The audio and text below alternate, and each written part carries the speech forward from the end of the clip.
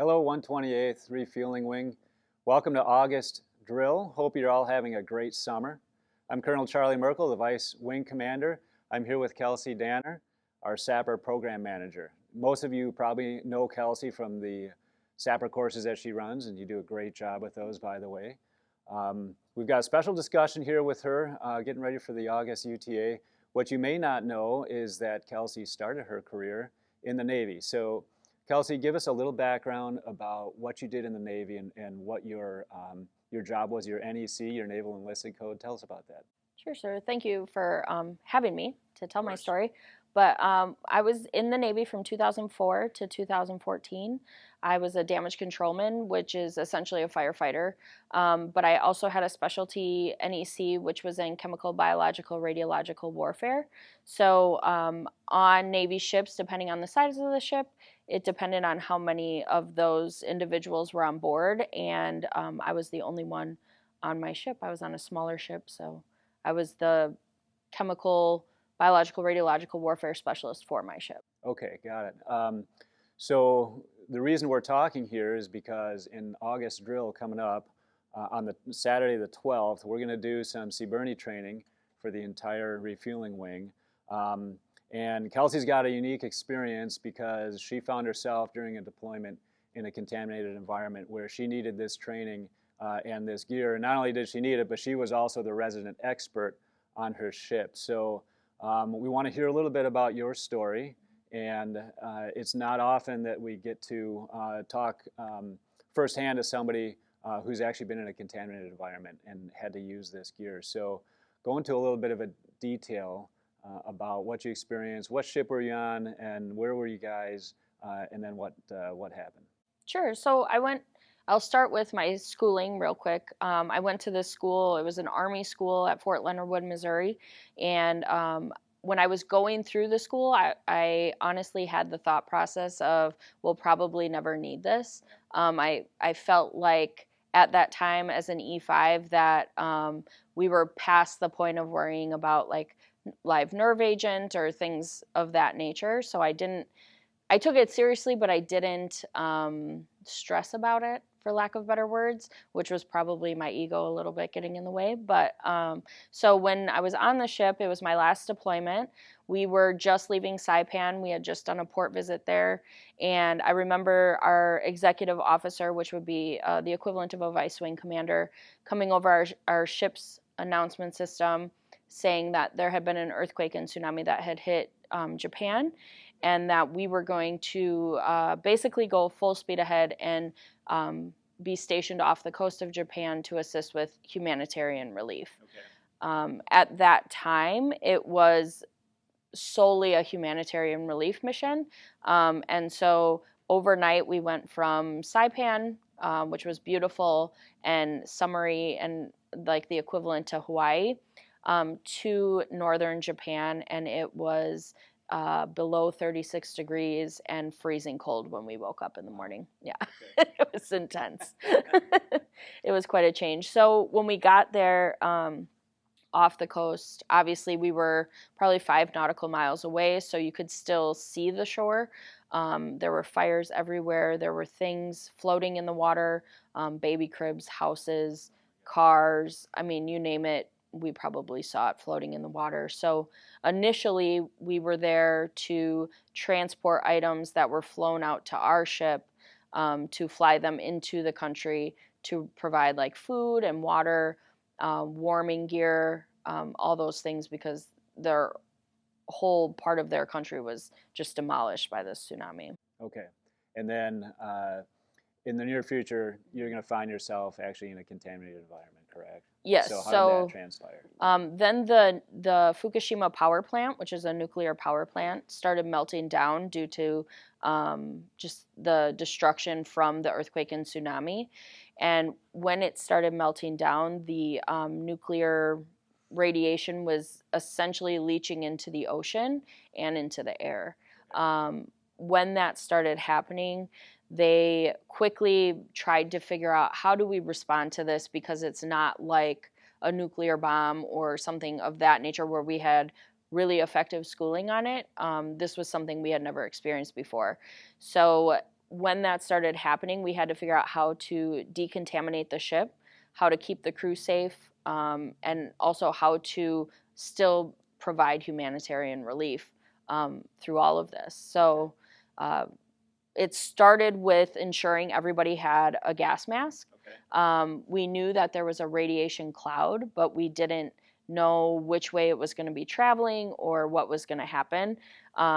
So at about 9 p.m., 3 days into this humanitarian relief, I had to fit all of our air department that had come onto the ship, who wasn't normally there, with masks that we had. Okay. So we had to make it work. Okay, so not only are you in this environment, but you happen to be the resident expert on the ship, correct? And you're an E5 at this point? I'm an E5 advising an 06 on how to respond to this event. Okay, so lots of big decisions being made, and Terrifying. they're leaning on you to advise them.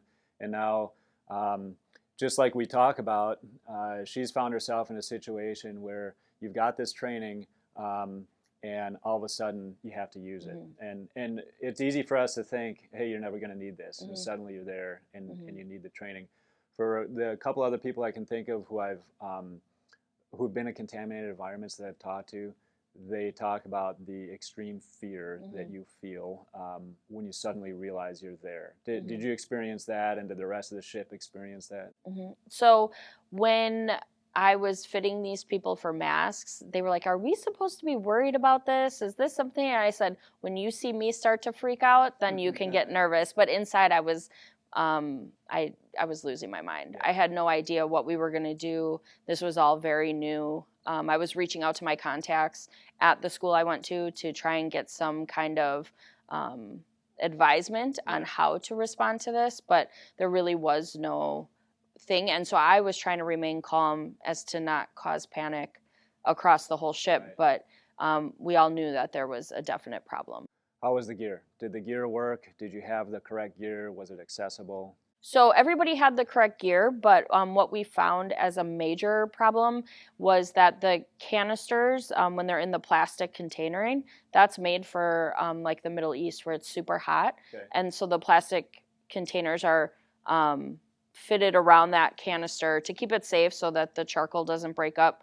But when it was in that cold environment, it actually suction cupped to the canister. Oh my gosh. So nobody could get them out. Okay. So it's 2 o'clock in the morning. We're about to pass through this radiation cloud.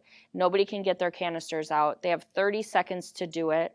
People are panicking. They're hitting their containers against the wall. Charcoal is flying everywhere because the filters are breaking because they're using such force. Finally, we were able to get some medical scissors and cut the plastic off. Okay. But we had 30 people at my station, and that takes a long time to cut all that off. People were starting to hyperventilate under their masks because they felt like they were going to die. Right. And it was just, there was a whole lot happening in a very short amount of time. And even though we had trained on this a million times over, how to respond, everybody felt like it was the first time they'd ever experienced Right. it. Now they're thinking they wish they'd have paid attention a little bit more when they actually got the training. That's real life. And that's one of the messages we're trying to get across on this video is when the training comes, you want to take it seriously. You want to know how to use your gear, when to use it, and be somewhat proficient with it. And so when that time comes, they can do that. Ultimately, everybody got their gear on, correct? Everybody got their gear on, and out of our whole battle group that we had out there, our carrier strike group, our ship was the least exposed to radiation. So I pride myself in that moment because we worked together really well as a team, but it didn't go without having its own issues. Following passing through that radiation cloud, we experienced notification that there was radiation in the water we were using to shower, drink, and cook with, as well as in our ventilation systems. So people were exposed to radiation through those means, and so that's something that we're continuing to work through.